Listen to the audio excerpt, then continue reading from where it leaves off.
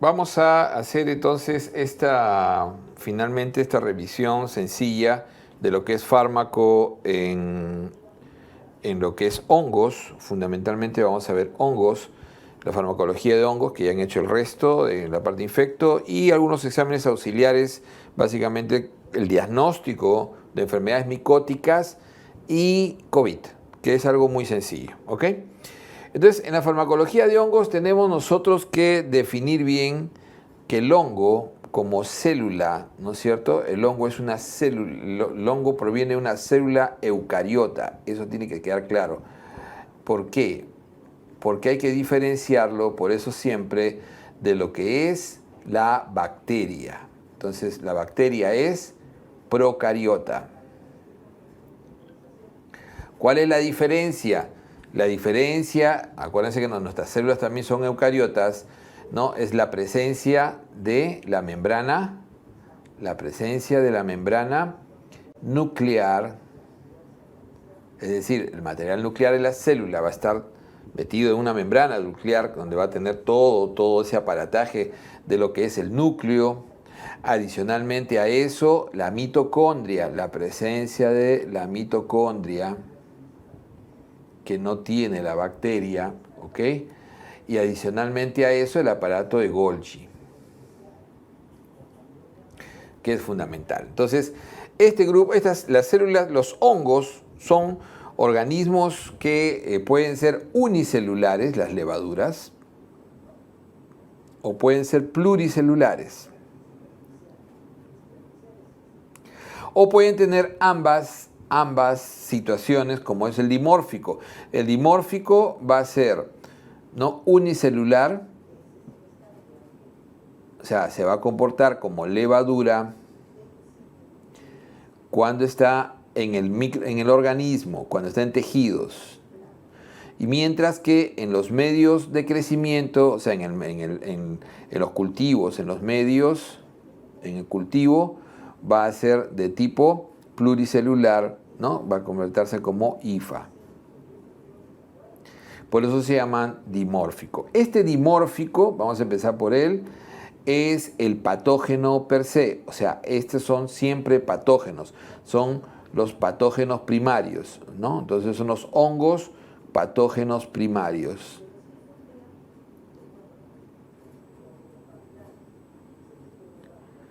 Ya hemos visto algunos cuando hemos hecho neumo, ¿no es cierto? La histoplasmosis, paracoccidiomicosis.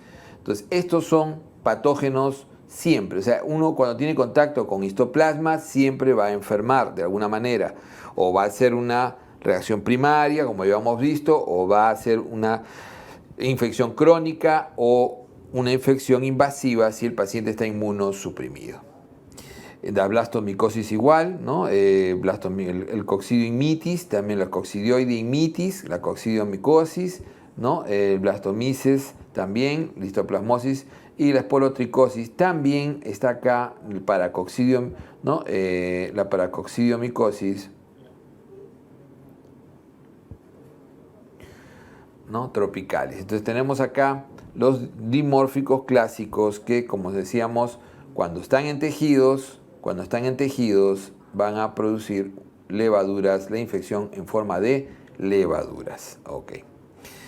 En cambio, las levaduras en sí, como la cándida, ¿no? Como el criptococo, ¿no? Como el Pneumocystis especialmente, la cándida son fundamentalmente sapróbicas, ¿no? O saprofíticas, viven de tejido muerto básicamente, y parasitarias. Entonces, estos son típicamente saprofíticas o sapróbicas.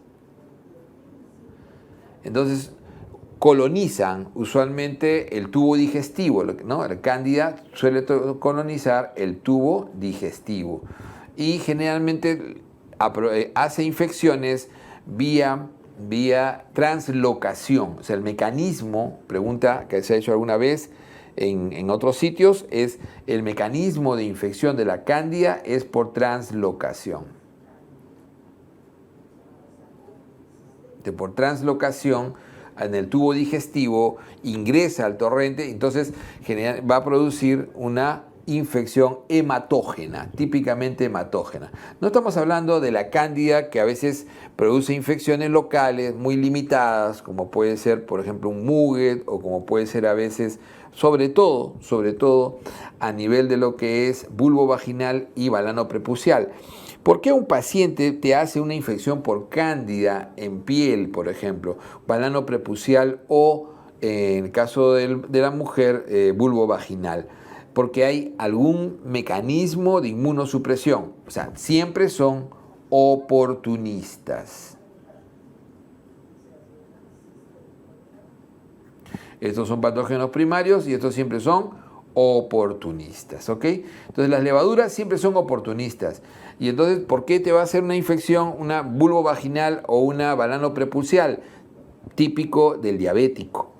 Incluso se considera la infección balano prepucial y bulbo vaginal como un criterio de alta sospecha para diabetes mellitus. Entonces, eso hay que tener en cuenta. Entonces, esas son infecciones que pueden hacerse localmente, algunas veces, especialmente en diabéticos, pero la cándida en sí, como infección invasiva, típicamente es de siembra hematógena. Es típicamente de siembra hematógena.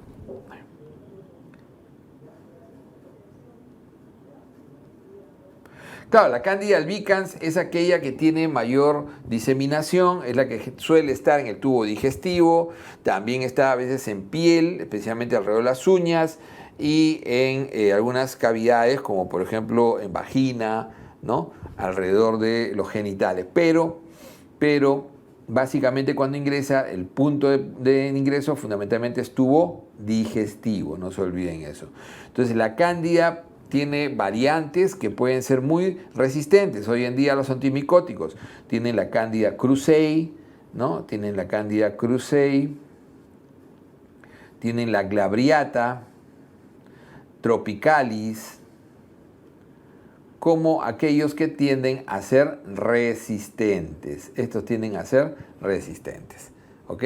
Entonces, la cándida suele hacer infecciones en inmunosuprimidos, ¿no? Con siembra generalmente hematógena a nivel de todos los tejidos, especialmente en hígado, en pulmón, en riñones, ¿no? Y puede producir como candidemia una de las infecciones más serias en los pacientes inmunosuprimidos. De igual manera, el criptococo tiende a ser, igual es sapróbico y parasitario, el criptococo neoformans, y tiende, sí, a veces a capsularse, ¿ok? Entonces, en su hábitat general, que más está alrededor de las heces de algunas aves, el criptococo puede ser aspirado y ahí sí tiene receptor en el pulmón. Si ustedes aspiran criptococo, no les va a pasar nada porque esto necesita que estén inmunosuprimidos. En los pacientes inmunosuprimidos o aquellos que absorben demasiada carga, pero sobre todo inmunosuprimidos, entonces va a crear infecciones, puede producir como les decía, una neumonía subaguda crónica, ¿no? Invasiva, la neumonía criptococócica, puede producir una meningoencefalitis criptococócica, básicamente, y es, como decíamos, de tipo oportunista clásico. Entonces, criptococo, donde uno suele ver esta imagen clásica con la tinta china, como vamos a ver ahora cuando veamos la parte de laboratorio.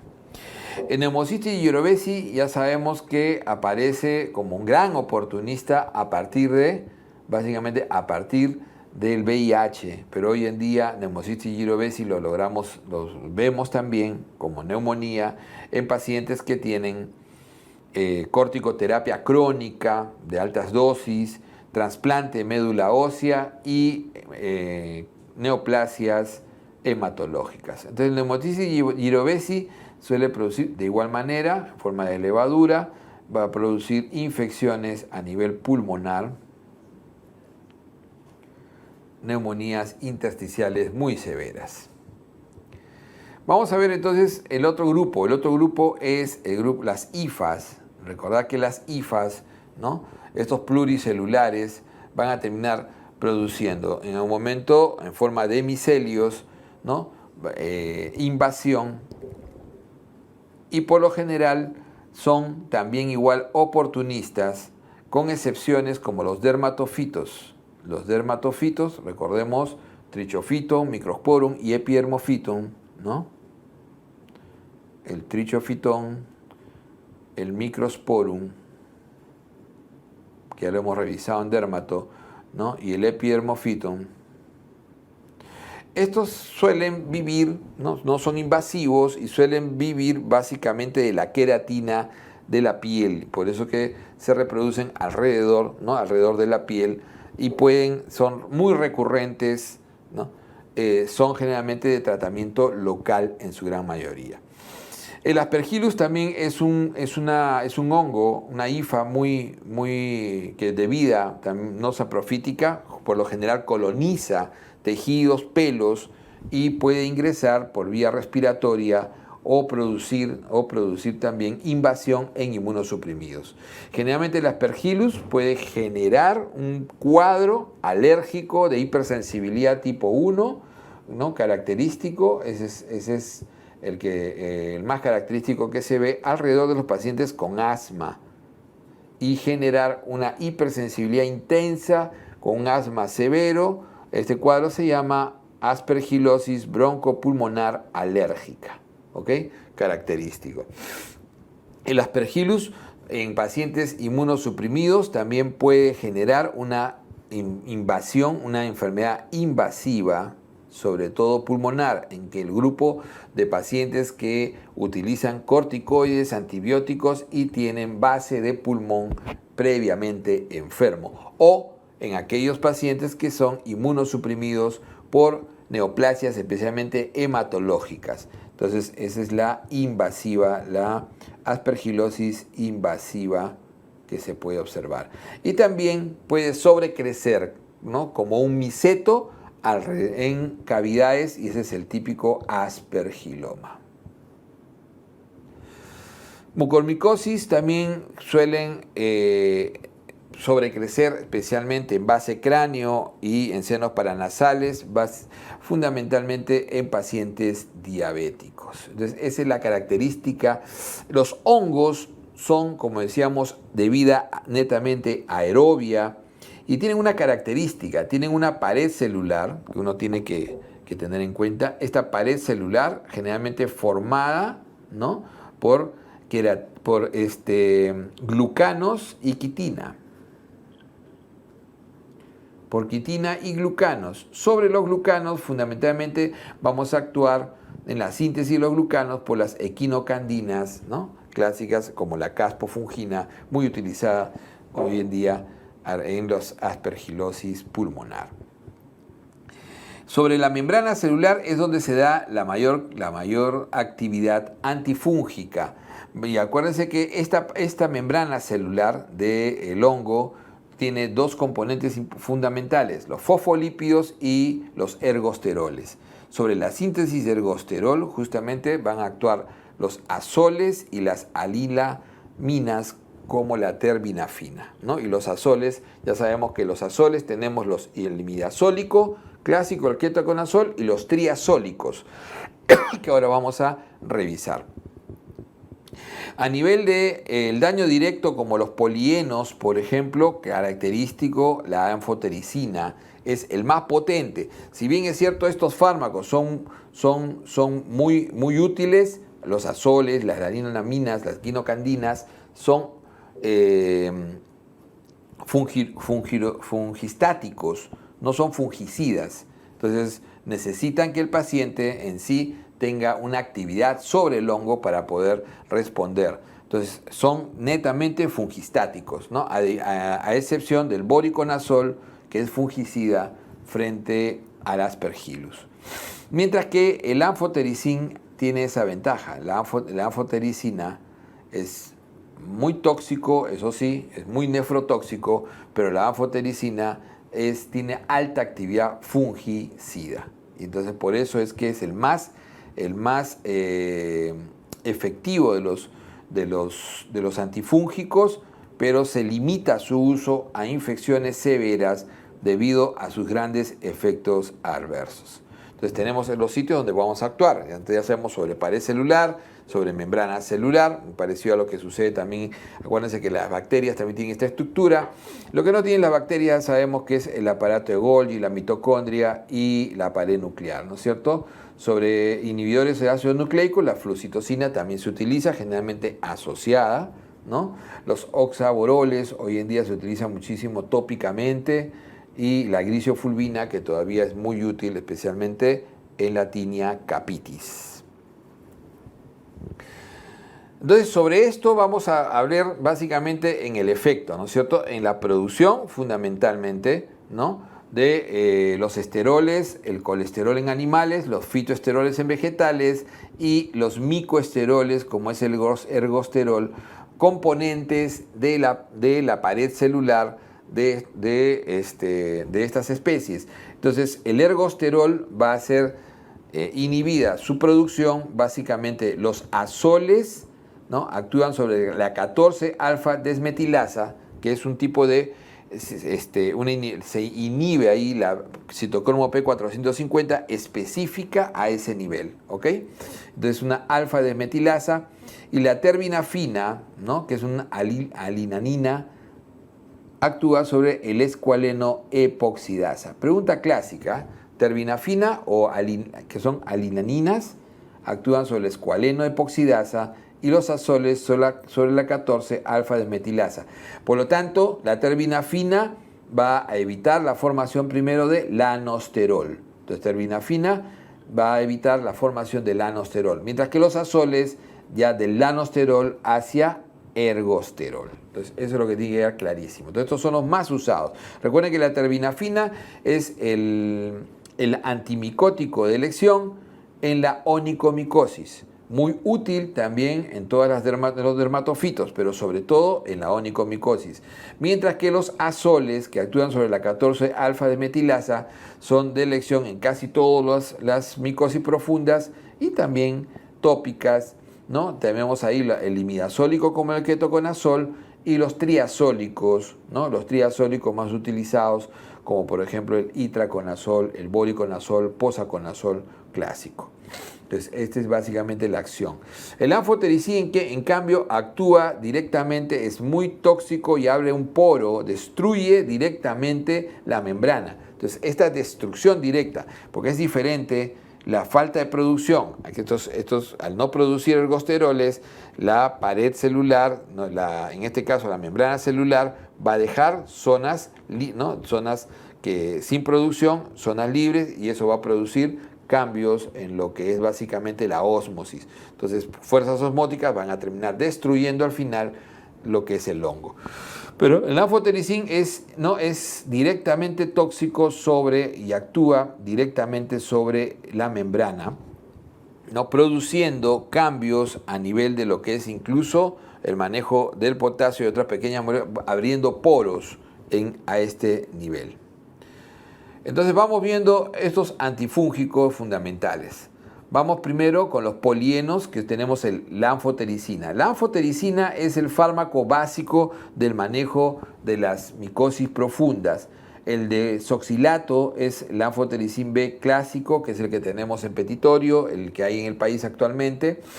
Pero tenemos que su alta toxicidad, sobre todo a nivel tubular, ¿no?, produce una toxicidad netamente tubular, donde por lo general la anfotericina tiende a generar una gran pérdida de electrolitos, potasio especialmente, magnesio y calcio, ¿no? Entonces es una nefrotoxicidad muy intensa, además de producir azoemia, acidosis tubular renal, y puede producir anemia normocítica hipocrómica. Entonces hay que tener en cuenta, la anfotericina tiene esos efectos. Otro de sus efectos interesantes es que está asociado a reacciones agudas durante su instilación. Puede producir fiebre, escalofrío durante su infusión. Por eso es que la anfotericina, debe ir siempre diluida en aproximadamente 1 litro de dextrosa con electrolitos, y debe por lo menos ser infundida en 6 horas para evitar este efecto. Una buena hidratación, restitución de electrolitos, porque el anfotericin desoxilato, que es lo más usado en el país de lejos, tiene estos grandes efectos. Sus indicaciones son muy amplias, especialmente se utilizan en pacientes cuando tienen ya las infecciones, ¿no?, invasivas, severas, como la candidiasis invasiva, aspergilosis, y en micosis profundas de difícil manejo, ¿no?, blastomicosis, histoplasmosis, coccidiomicosis, criptococosis, ¿no?, especialmente meningia, mucormicosis, esporomicosis. Estos efectos adversos pueden ser disminuidos si el fármaco está adherido a un complejo lipídico o liposomal, ¿no?, o se prepara en forma liposomal. Entonces, la anfotericina liposomal y complejo lipídico disminuye mucho estos efectos adversos nefrotóxicos. Sin embargo, está aprobado, pero sin embargo es muy difícil de conseguir en nuestro medio. En el caso de la flucitocina, ¿no?, que actúa a nivel del núcleo básicamente, la criptococosis se suele asociar a la anfotericina y esa es básicamente su utilidad, ¿no? Tiene un amplio espectro básicamente para evitar resistencia, ¿no?, y disminuir la dosis de anfotericina en aquellos que tienen ya función renal disminuida. La flucitocina se suele asociar para poder incrementar la actividad, ¿no?, antifúngica y de paso disminuir las dosis de anfotericina. Veamos ahora los azoles. Los azoles tenemos el imidazólico, que no lo vamos a revisar en sí tanto, porque es el ketoconazol, ¿no?, muy poco utilizado hoy en día, el ketoconazol, y que tiene hepatotoxicidad importante, por ello es que su utilidad ha quedado, ¿no?, prácticamente en desuso. Y los triazólicos, todos los demás, los triazólicos, el itraconazol, el fluconazol, voriconazol, posaconazol isabuconazol. Estos son los triazólicos. Y todos ellos van hacia la síntesis, inhiben la biosíntesis, como hemos visto, del ergosterol, ¿no es cierto?, sobre la 14-desmetilasa. Actúan a ese nivel. De tener en cuenta que estos son no nefrotóxicos. Eso es lo primero que hay que tener en cuenta, ¿no? Son no nefrotóxicos. Son fundamentalmente los triazólicos fungiestáticos. Y así como el ketoconazol tiene alta toxicidad hepática, estos también tienen que ser monitoreados para toxicidad hepática. Es mucho menor, pero tienen que ser monitoreados en su uso prolongado, ¿no?, con el dosaje de enzimas hepáticas. Entonces tenemos el itraconazol muy utilizado, especialmente como una alternativa en aspergilosis, especialmente cuando no es muy severa. También se utiliza en histoplasmosis crónica, fundamentalmente, y en el manejo de algunos dermatofitos diseminados. Entonces, también es una segunda alternativa a la onicomicosis. ¿Cuál es la primera? Es la terbinafina. Entonces, esas son las mejores indicaciones de itraconazol. Histoplasmosis crónica, las dermatofitosis, ¿no?, diseminadas, la onicomicosis como segunda elección después de la terbinafina, fundamentalmente. Entonces, tiene una hepatotoxicidad moderada. Es inhibidor, como decíamos, del citocromo, fundamentalmente se cruza cuando se utiliza, ¿no?, hace interacción con aquellos fármacos que se procesan en la 4A4. Todos los azoles están contraindicados en gestación, tienen posibilidad, ¿no?, y no se puede utilizar. Tenemos después el fluconazol. Fluconazol es quizás el más usado en el mundo, tiene la ventaja de ser oral y parenteral.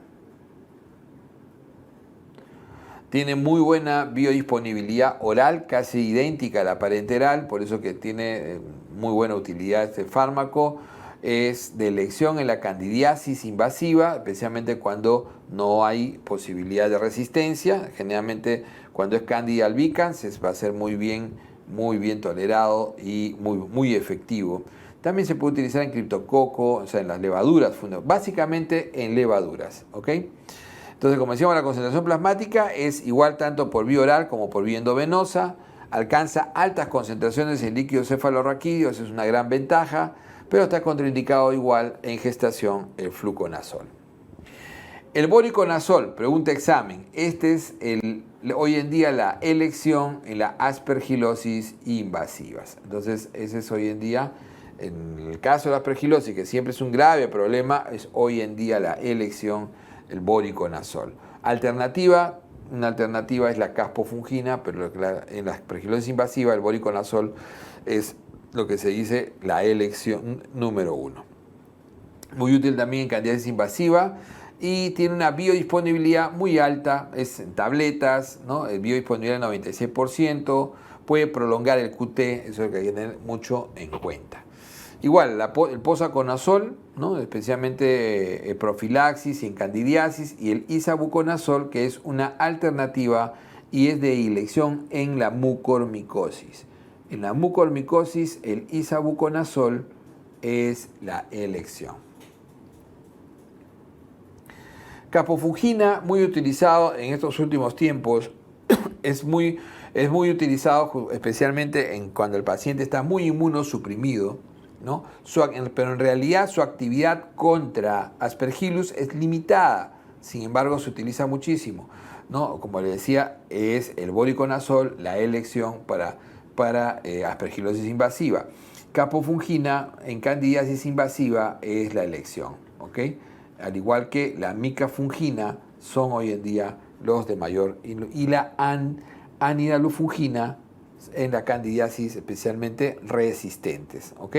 Entonces la gran ventaja que tiene micafungina y anidalofungina básicamente es que no hay que ajustarlo cuando hay falla hepática. Eso tiene que quedar clarísimo, ¿no?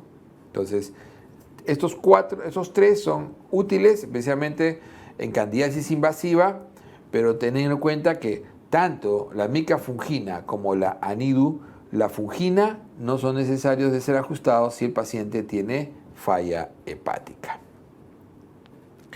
Vamos entonces con las alilaminas, que básicamente actúan sobre el escualeno epoxidasa en la biosíntesis del ergosterol, o sea, más arriba, ¿no es cierto?, la escualeno epoxidasa. La terbinafina es la elección para la onicomicosis. También se puede utilizar en forma tópica en dermatofitos. Recuerden que en los que hemos revisado, en los azoles, también tenemos ahí productos que son utilizados en forma tópica. Pero la terbinafina es la elección en onicomicosis, ¿no? Es la elección en onicomicosis, se suele dar 200 miligramos diarios por 30 días, ¿no? El daño hepático es poco, realmente puede elevar un poco las enzimas, tiene buena biodisponibilidad, ¿no? Por efecto del primer paso, y se deposita muy bien en piel, uñas y grasa. En dermatofitos se suele utilizar en forma tópica también, pero también por vía oral cuando es invasivo. De ahí tenemos ya agentes contra básicamente tópicos, antihelmínticos, albendazol, el cotrimoxazol, que es hoy en día utilizado fundamentalmente contra Pneumocystis jirovecii, ¿no? Tiene actividad no solamente contra neumocistia, también para coccidioides, ¿ok? Para coccidiomicosis también cotrimoxazol puede ser utilizado, ¿ok? También la pentamidina se puede utilizar en Pneumocystis jirovecii. Y los agentes tópicos imidazólicos y triazólicos como cotrimoxazol. A la cabeza, el cotrimoxazol es el más utilizado por vía tópica como agente triazólico, ¿ok? Entonces, para dermatofitos, ¿no?, de todo tipo. También está el tababorole, que se puede utilizar sobre la onicomicosis, ¿no? Aplicación diaria por 48 semanas.